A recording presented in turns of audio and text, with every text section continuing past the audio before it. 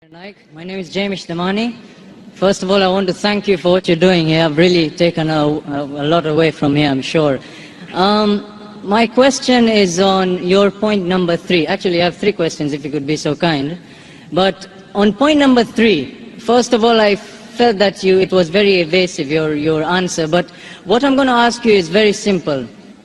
When you talk about terrorism, when you talk about Islam, now this is a very simple, straightforward question. I hope I can get a straightforward answer. With what's happening in Pakistan, Iraq, Afghanistan, just to name a few, I'm not stereotyping, I hope no one takes offense. But when you hear on the news that a woman is cooking food for her kids and then a suicide bomber comes and kills them, I want to ask you a simple question. What is that? Is that Islam, or is that people who don't understand what Islam is and they have their own perception of Islam? And please, let me ask you one more thing. Can you give me an answer that is not in World War I or something there were more people that died, or this is all propaganda and these are Americans killing people and that's your answer, then you pass your comment. Yeah, I want to just that type of answer. Your answer, then you can pass your comment. Huh? The brother asked the question that years in Afghanistan and Pakistan, a woman cooking food, a suicide bomber comes and blows up and kills. As far as Islam, what the media is saying, forget about it. I'll give you ruling of Islam. Whether what the media says right or wrong. Quran says in Surah Ma'idah, chapter number 5, verse number 32, if anyone kills any other human being, unless it be for murder or for spreading corruption in the land, it is as though he has killed the whole of humanity. Any person kills any other human being, whether Muslim or non-Muslim, unless it be for murder or for spreading corruption in the land, it is as though he has killed the whole of humanity. And if any human being saves other human being, it is as though he has saved the whole nation. So according to the Quran, killing any single innocent human being is prohibited. If a suicide bomber comes and kills a woman who's cooking, she's innocent, it is 100% prohibited, whether done in Pakistan or Afghanistan or America or Dubai. Is the answer clear? Okay. 100% wrong. Whoever's doing it, whether namesake Muslim or American or propaganda, whoever's doing it, it is totally prohibited. Okay. Fine, so is it clear answer? That is clear. 100% clear? 100%. Whether you do, anyone does. Wrong, yeah? 100% wrong. It is as though he has killed the whole of humanity. There is no other scripture that I know of today. Okay. There is no other scripture that I know of today that gives this statement that if you kill one human being, it is as though you killed the whole humanity, except the Quran.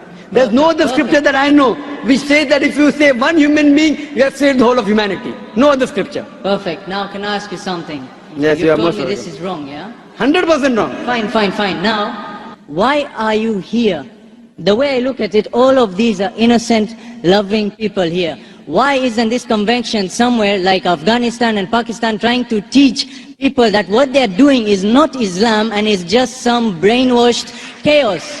And that they're going to go to hell and they're not going to go to heaven for killing innocent people, for the 911 attacks, for the London bombings.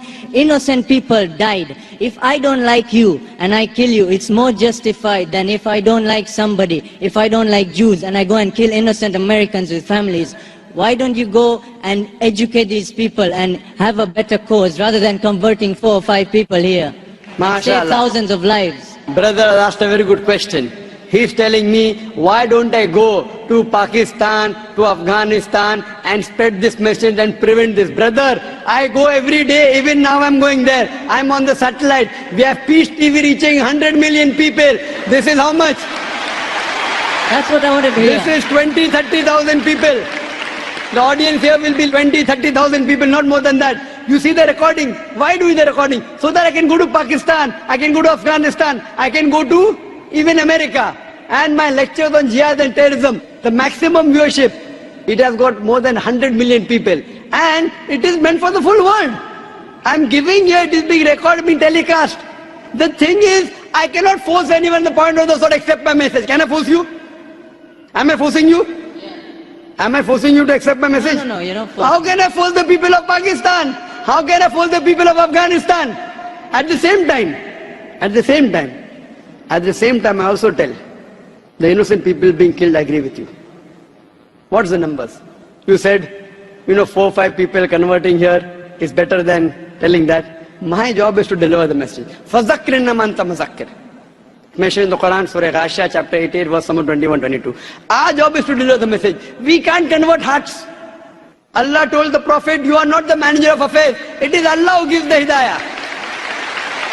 I can talk. I cannot convert. It is Almighty God who converts. I can talk. Whether they understand or not in Pakistan, it is Almighty God. Coming to your basic question. According to me, you should see my cassette. Is terrorism Muslim monopoly? Is terrorism Muslim monopoly? If you see that cassette, your mind, your vision of terrorism will improve. Time does not permit me to give a talk here again. But I'll tell you for sure. According to me, the terrorists are mainly the politicians. It is they who create this. You go anywhere. You know in India, all the riots that took place, indirectly or directly, it's the politician. Babri Masjid. Why did Babri Masjid riot take place? Why? Because the politicians. Gujarat riot, politicians.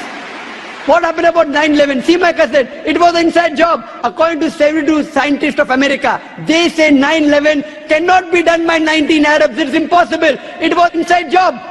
72 scientists of America, not Zakir Naik. Inside job. Who did it? George Bush. Okay, then Afghanistan. Wait, let me complete my answer. Afghanistan. Thousands of people being killed. They are sending cluster bombs. Cowards there.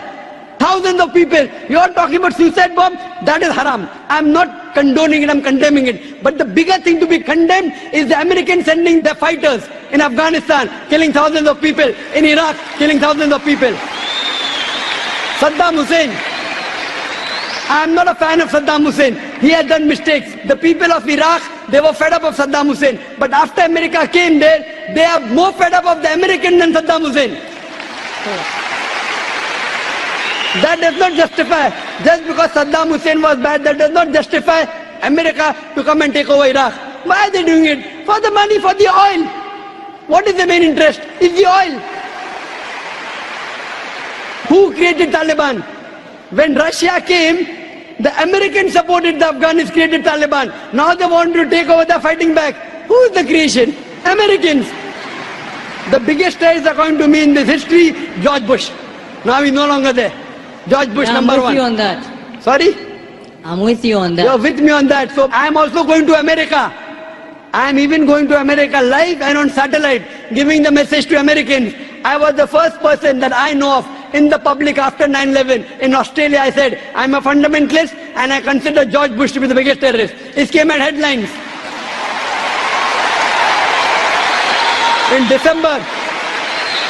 December 2001, when I gave a talk in Australia, when the Consul General asked me that what do you consider, who's a terrorist? I said George Bush number one. It came as headline, Dr. Zakir Naik calls himself a fundamentalist and considers George Bush to be terrorist number one. Now every Tom, Dick and Harry is calling him a terrorist. At that time, no one had the guts.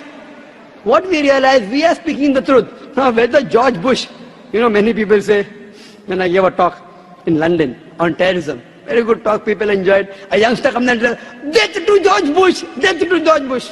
Full talk of mine gone. Our beloved Prophet Muhammad Sallallahu Alaihi Wasallam, there were two staunchest enemies of Islam. Both were called Umarain. The Prophet prayed to Allah that give hidayah to one of these two Umar. And Umar bin Khattab, who was the second Caliph of Islam, Allah gave hidayah, who was the staunchest enemy of Islam, became the staunchest supporter. Therefore I said, may Allah give hidayah to George Bush.